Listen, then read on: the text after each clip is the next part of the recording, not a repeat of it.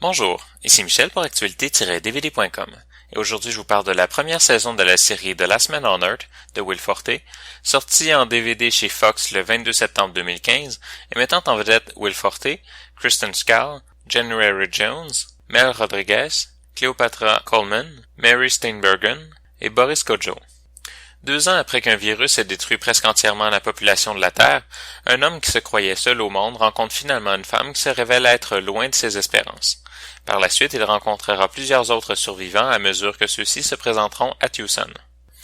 Pour ceux qui ont entendu le titre de la série et qui font déjà des liens avec le film culte The Last Man on Earth avec Vincent Price ou avec The Omega Man avec Charlton Heston, ou même avec I Am Legend avec Will Smith, ne vous faites pas d'attente. Bien que l'histoire cherche sa base dans la même source, cette version du dernier homme sur Terre provient beaucoup plus de l'expression « Je ne coucherai pas avec toi même si tu étais le dernier homme sur Terre ». Bref, on le découvre avec étonnement et consternation. Il s'agit d'une comédie à propos d'un homme qui tente de coucher avec toutes les femmes qu'il rencontre en mentant et en manigançant, souvent contre le bien de tous. Il n'y a pas de mots pour dire à quel point c'est mauvais et sans queue ni tête. Le personnage passe 2 ans dans le vide et la seule chose qu'il a en tête quand il rencontre quelqu'un, c'est de coucher avec elle.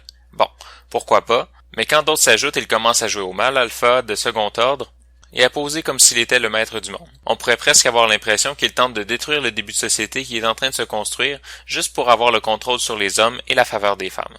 Admettons que c'est ce que la série tente de nous faire comprendre, que l'homme moyen n'est finalement qu'un animal de meute qui cherche toujours à contrôler tout ce qui est autour et à consommer ou plutôt à consumer, voire détruire son environnement de manière insensée et de vivre simplement pour l'assouvissement de ses désirs personnels. Le personnage principal n'est quand même que désagréable, il n'est ni gentil ni méchant, on ne peut jamais s'identifier à lui ou ressentir de la compassion, ce n'est pas non plus un anti-héros, c'est plutôt un personnage qui passe son temps à se saboter lui-même, ainsi que tout ce qu'il connaît. On finit par comprendre que Phil, le dernier homme sur Terre, cherche toujours à obtenir ce qui lui est refusé, ce qu'il n'a pas, ou ce qu'il a perdu, et on en déduit que Phil était beaucoup mieux quand il n'avait pas à avoir des relations sociales avec des gens et qu'il pouvait passer son temps à brûler des trucs au lance-flammes pour passer le temps. La série est présentée en format d'image 1.78 en anglais Dolby Digital 5.1 avec les sous-titres en anglais, français et espagnol. Dans les suppléments, on retrouve des commentaires sur 2 épisodes, un documentaire sur la création de The Last Man on Earth, un question et réponse sur The Last Man on Earth,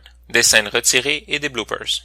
En conclusion, je dirais que The Last Man on Earth, première saison, ne vaut pas grand-chose. La série tente de nous faire rire d'un personnage qui n'a rien de drôle, d'attachant ou de réfléchi. Et on semble supposer que le public va envier la liberté dont jouit le personnage qui n'a pas à vivre en société et trouver comiques ces réflexes d'homme produits d'une société de consommation. C'était Michel, je vous remercie et bon visionnement.